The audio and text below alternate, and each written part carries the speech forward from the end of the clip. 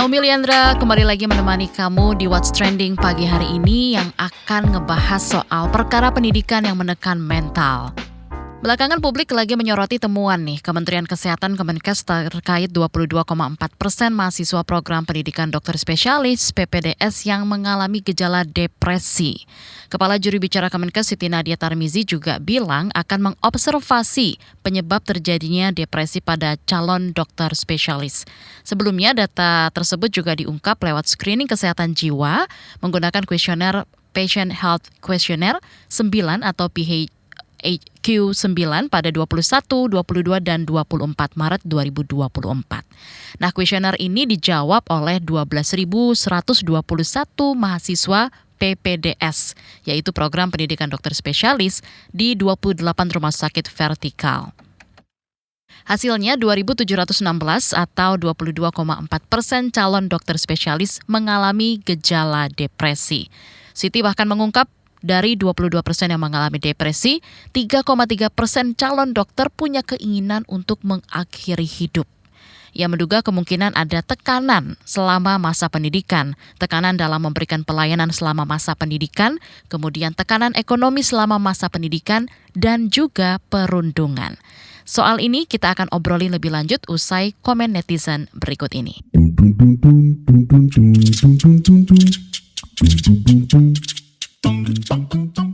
Yang pertama komentar dari @cxx. Ayo mahasiswa sekarang kuat, tegar, jangan patah semangat seperti nenek moyang kita seorang pelaut. Ikut demo, berbisnis, lulus, cari kerja atau ciptakan kerja. Berani berjuang untuk diri sendiri, keluarga, atau orang miskin.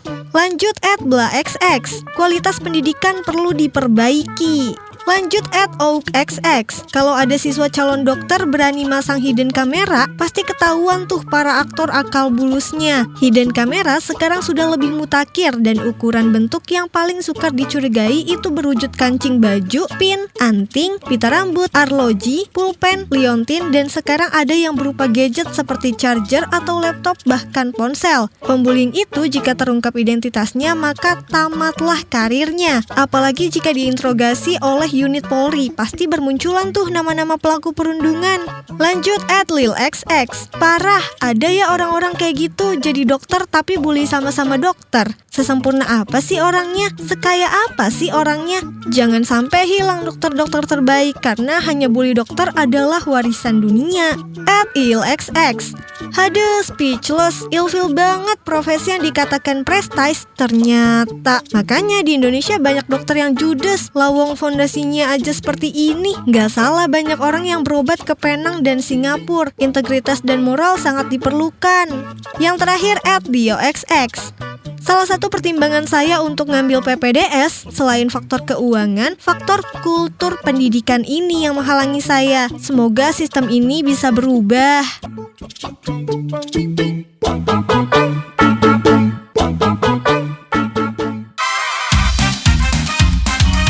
Kamu lagi dengerin podcast What's Trending. Di What's Trending KBR pagi hari ini kita masih obrolin soal perkara pendidikan yang menekan mental. Sebagian kalangan dokter spesialis senior juga meminta pemerintah meneliti tingkat depresi di masyarakat dan membuat target penanganannya. Berikut dokter spesialis penyakit dalam dari Pengurus Besar Ikatan Dokter Indonesia PBID, Zubairi Jorban. Depresi itu ini kan di kalangan dokter yang mengambil spesialis. Jadi mestinya karena dokter ini bagian dari masyarakat, jadi mestinya ada juga data di masyarakat kita di Indonesia berapa persen yang mengalami depresi. Memang tinggi. Oh ternyata setelah pandemi itu angka depresi di dunia ini tidak hanya Indonesia juga tinggi banget. Sebagian besar sudah ada data-datanya. Jadi misalnya di Amerika dan juga di Jepang sebagai contoh. Jadi ini di Amerika ini yang diterbitkan oleh US Department mengenai data US depression rates. Jadi angka depresi di Amerika ini ternyata 29% dari orang dewasa Amerika mengalami depresi, pernah didiagnosis. Jadi pernah ada lagi data dari Jepang bahwa ternyata pelajar perempuan yang mengalami depresi itu tinggi sekali, 30%. Jadi misalnya didapatkan angka depresi di masyarakat Indonesia misalnya 25% ataupun berapa, nah itu bisa dibandingkan dengan depresi pada dokter yang sedang mengalami pendidikan. Memang isu depresi pada masyarakat umumnya ini memang perlu diteliti angkanya, dan kemudian harus ada target dari pemerintah, dari Kementerian Kesehatan dan juga dari kita semua, agar dalam tahun ke depan angka depresinya turun berapa persen begitu ya. Jadi harus supaya jelas targetnya. Sementara itu, kalangan Komisi Kesehatan di DPR RI meminta pemerintah buat aturan tegas terkait perlindungan kesehatan dokter maupun peserta didik. Anggota Komisi Kesehatan di DPR RI, Rahmat Handoyo, mendorong pemerintah membuat regulasi guna mengatasi prevalensi depresi tersebut. Rahmat juga mengatakan masih belum ada perubahan pada sistem pendidikan dokter spesialis karena masih adanya perundungan hingga korban terancam bunuh diri, stres, dan depresi. Dia mengatakan salah satu alasan masih adanya perundungan pada dokter spesialis adalah karena adanya senioritas dalam stakeholder kedokteran. Untuk itu saya harus ngomong apa lagi ketika pemerintah sudah membuat aturan tegas dan keras, direksi rumah sakit vertikal juga sudah keras, tapi nyatanya di lapangan tidak ada yang berubah. Untuk itu saya minta ada langkah yang lebih tegas lagi dari sistem pendidikan, baik dari fakultas, masing-masing fakultas kedokteran, dari rumah sakit tempat praktek maupun berpendidikan di dokter spesialis, termasuk kebijakan pemerintah sendiri. Kita masih membahas perkara pendidikan yang menekan mental. Saya Naomi Liandra. Selain terjadi pada mahasiswa program pendidikan dokter spesialis PPDS, sejumlah kasus depresi bahkan bunuh diri juga ditemukan pada kalangan mahasiswa dari berbagai jurusan. Lantas bagaimana supaya proses pendidikan tidak berbanding terbalik dengan kesehatan mental peserta didik? Kita obrolin ini bareng pengamat pendidikan Doni Kusuma. Soal Kementerian Kesehatan Kemenkes yang berpotensi mengevaluasi sistem pendidikan kedokteran usai terdapat 22% calon dokter spesialis depresi. Dugaan ada tekanan selama masa pendidikan, tekanan dalam memberikan pelayanan selama masa pendidikan, tekanan ekonomi selama masa pendidikan, dan juga perundungan. Bagaimana menurut Anda? Ya, itu kan sebenarnya udah jadi rahasia umum ya. Kalau saya melihat, saya banyak berkenalan dengan komunitas-komunitas tenaga kesehatan. Dan ternyata memang bully, kekerasan di pendidikan spesialis itu banyak. Terutama bully oleh seniornya. Itu yang terjadi ya, nanti perlu kalian verifikasi juga. Tetapi itu yang membuat mereka itu stres. Karena seluruh proses penilaian ini kan nanti tergantung atasan yang mereka pendidikan spesialis itu. Dan itu bully-nya itu macam-macam, mulai dari bully mental, sosial, sampai ekonomi. Yang ekonomi itu mereka dipalakin. Kalau misalkan ada senior dokter mau datang ke Semarang misalkan, dia kan hubungi anak-anak ini yang di PPDS yang di Semarang, lalu kemudian dia meminta untuk sarana, dijemput, kalau dia ke hotel, hotelnya suruh bayarin, dan lain-lain modelnya kayak gitu. Itu banyak kasus. Sehingga ini harus dibereskan kasus bully di kalangan dokter spesialis ini, proses pendidikan dokter spesialis ini. Karena yang akan menentukan dia spesialis itu kan senior-seniornya. Nah ini yang kemarin di Kemenkes itu ada peraturan kan, Pak Budi Gunadi Sadikin itu kan coba membuat aturan untuk mengurangi kekerasan di PPDS spesialis ini. Dan ini tentu situasi yang memprihatinkan ya. Karena tidak semua mereka yang masuk ke spesialis itu anak-anaknya orang kaya dan lain-lain. Jadi mereka memperoleh beasiswa dan tetap dipalakin di dalam kehidupan sehari-harinya, itu nggak bisa dibenarkan. Ini kondisi yang memprihatinkan dan harus segera diatasi menurut saya. Kalau itu kan peserta PPDS. Nah, kalau di pendidikan tinggi umumnya juga nggak lepas dari kasus depresi dan juga bunuh diri di kalangan mahasiswa. Kalau ini jugakah perlu ada evaluasi sistem pendidikan, Pak? Ya, menurut saya perlu, karena belakangan kan memang kasus bunuh diri di mahasiswa sangat tinggi ya. Ada banyak kasus mahasiswa bunuh diri itu sangat tinggi. Jadi saya rasa harus ada penelitian mendalam untuk mencari akarnya. Ini persoalannya di mana? Apakah sistem pendidikannya atau ini masalah personal saja? Tetapi kalau personal kok banyak banget ya yang melakukan kasus bunuh diri gitu di perguruan tinggi. Bisa dicek karena belakangan ini kan mulai banyak ya. Itu harus diteliti. Teman saya nggak bisa menarik kesimpulan ya kenapa itu. Saya pernah tanya juga ke mahasiswa saya, mengapa misalkan kok banyak kasus fenomena bunuh diri. Apa sih yang sebenarnya terjadi di kalangan kalian gitu kan, saya tanya ke mahasiswa saya. Itu mereka mengatakan kadang-kadang ada FOMO Pak. Istilah FOMO itu fear of missing out ya. Kadang-kadang kalau ada orang bunuh diri itu ada yang malah minta ingin diajak-ajak dan lain-lain. Kan aneh banget pola pikirnya anak zaman sekarang. Jadi sakit-sakit mental gini ini memang harus diatasin dan perguruan tinggi harus bekerja sama dengan lembaga-lembaga kesehatan mental untuk asesmen mahasiswanya, apakah lingkungannya itu benar-benar stressful atau ada sistem yang membuat stres. Itu yang harus dilakukan sih menurut saya. Lalu apakah layanan kesehatan mental sudah cukup memadai dan aksesibel gitu buat masyarakat yang mengalami stres terkait pendidikan yang ditempuhnya? Dan bagaimana membuatnya lebih populer lagi untuk diakses bagi yang membutuhkan? Ya sebenarnya layanan kesehatan mental itu harusnya wajib ada di kampus-kampus ya. Misalkan di kampus saya itu sudah ada dan banyak mahasiswa mempergunakan itu di masa pandemi kemarin kan, ketika misalkan pada saat pandemi mahasiswa saya dan kehilangan bapak ibunya, itu kan trauma itu. Maka kan perlu healing ya, dan itu perlu disembuhkan oleh konselor, terapis yang memang kompeten. Dan kampus kami memberikan layanan itu. Saya tanya mahasiswa bagaimana layanannya, baik, itu gratis dan mereka mengalami banyak bantuan di sana. Nah, saya mengharapkan di masing-masing kampus ada layanan untuk kesehatan mental seperti ini supaya jiwa-jiwa anak-anak ini terselamatkan. Entah mereka karena korban dibully, ataupun stres karena tidak bisa menghandle persoalan-persoalan pribadi sehingga belum sampai terlambat ya, jangan sampai mereka itu bunuh diri.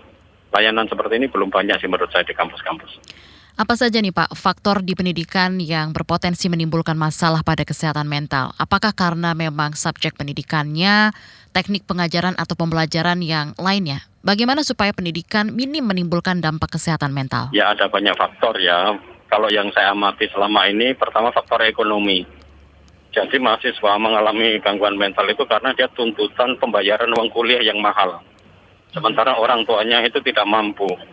Dan kalau anak itu peduli pada orang tuanya, kan dia kasihan ya, orang tuanya nggak mampu tapi dia harus sekolah, lalu kemudian dia stres di lingkungan teman-temannya, belum lagi kalau dapat punishment atau penalti dari kampus, itu membuat stres. Jadi pertama ada masalah ekonomi, yang kedua masalah relasi sosial. Biasanya anak-anak itu ada persoalan konflik di antara mereka, jadi relasi antar teman sebaya.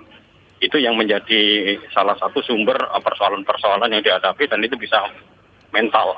Lalu yang terakhir tentu saja masalah sistem pendidikannya. Nah, kalau sistem pendidikan ini tentu saja harus dilihat prosesnya ya. Kalau saya melihat misalkan di saat ini kan proses masuk perguruan tinggi untuk memilih jurusan yang sains dan sosial, itu kan tidak ada ujian untuk yang IPA terpadu dan IPS terpadu.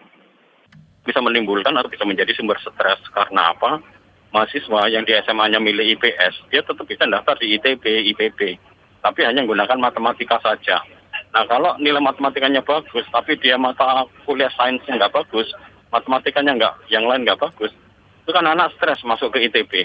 Karena apa? Kesalahan sistem pemilihan peminatan yang tidak didampingi dengan baik selama di SMA, lalu dia ternyata itu mau masuk ke ITB, tapi dia milihnya SMA-nya sosial gitu, pilihan-pilihannya yang sosial. Nah ini kan bisa bikin stres. Lalu tuntutan kampus yang tinggi, sementara anak tidak mampu memiliki kemampuan untuk menyelesaikan mata pelajaran tertentu, mata kuliah tertentu, karena itu adalah mata kuliah dasar yang harusnya basicnya diperoleh di SMA, nggak dia dapat. Dan itu bisa menimbulkan stres. Ini dari sisi sistem ya. Jadi sistem pendidikan sekarang untuk seleksi masuk perguruan tinggi itu sangat berpotensi membuat mahasiswa stres. Bukan hanya mahasiswanya, dosennya juga stres. Sekarang banyak anak nggak dipersiapkan untuk basic knowledge, basic kemampuan ilmunya sejak di SMA. Karena itu tadi, kesalahan sistem kurikulum, kesalahan kebijakan seleksi masuk perguruan tinggi, dan konsep kurikulum merdeka yang kacau balau menurut saya. Terima kasih pengamat pendidikan Doni Kusuma. PT PBB memaparkan laporan kuburan massal di Gaza yang dianggap sangat meresahkan. Juru bicara PBB Stefan Dujarric meminta agar semua tempat ini diselidiki sepenuhnya dengan cara yang kredibel dan independen. Sebelumnya, kuburan massal ditemukan di halaman rumah sakit Nasser di kota selatan Khan Younis pada 6 April lalu. Selain itu, menurut Dujarric,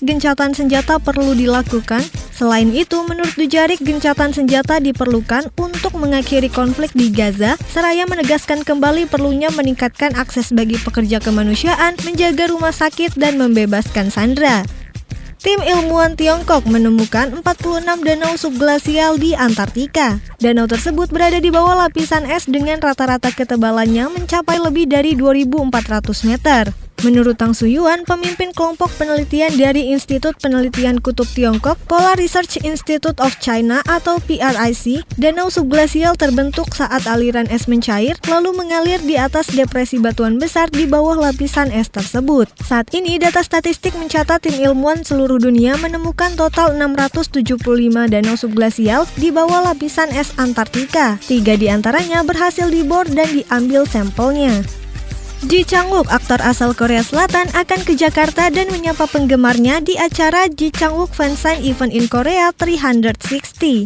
Acara tersebut berlokasi di Lotte Mall Kuningan, Jakarta pada 12 Mei 2024 yang digelar gratis oleh Korea 360. Penggemar yang ingin mengikuti fansign harus mendaftarkan dirinya terlebih dahulu. Pihak Korea 360 akan melakukan pembaruan informasi dalam waktu dekat terkait laman pendaftaran, syarat, dan ketentuan acara fansign.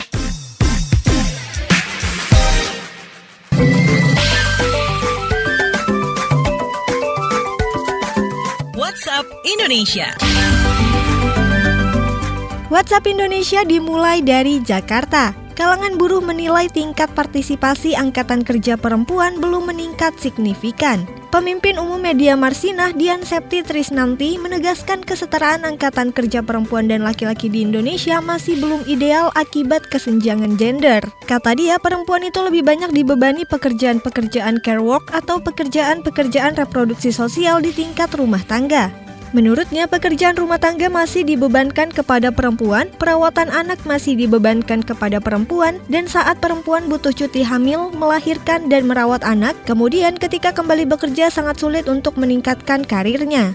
Dian menambahkan pekerja perempuan masih didominasi pada pekerja informal dengan upah rendah serta lebih rentan. Jika pemerintah terus membiarkan kondisi itu, maka pekerja perempuan sulit bersaing pada pekerjaan formal. Ia mendorong pemerintah menggencarkan pelatihan kerja yang lebih spesifik untuk perempuan. Selanjutnya menuju Lampung. Upaya menyelundupkan 60 ekor kura-kura Ambon digagalkan Satuan Pelayanan Pelabuhan Penyeberangan Bakauheni, Balai Karantina Hewan Ikan Tumbuhan atau BKHIT Karantina Lampung. Penanggung jawab Satuan Pelaksana BKHIT Karantina Pertanian Lampung, Santoso, mengatakan hewan kura-kura Ambon itu ditemukan petugas dalam bungkusan paket yang ada di dalam kendaraan bus penumpang. Ia juga menjelaskan walaupun hewan tersebut tidak tergolong jenis satwa yang dilindungi secara hukum di Indonesia, namun setiap hewan yang melalui lintas harus dilengkapi dengan dokumen yang dipersyaratkan dan dilaporkan kepada petugas karantina.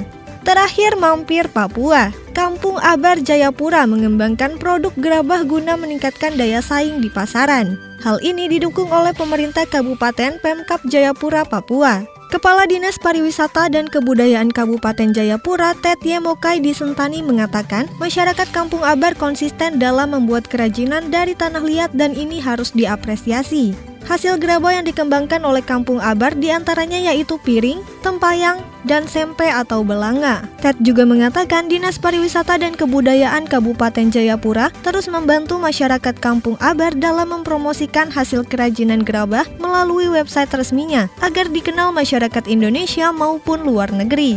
Demikian WhatsApp Indonesia hari ini.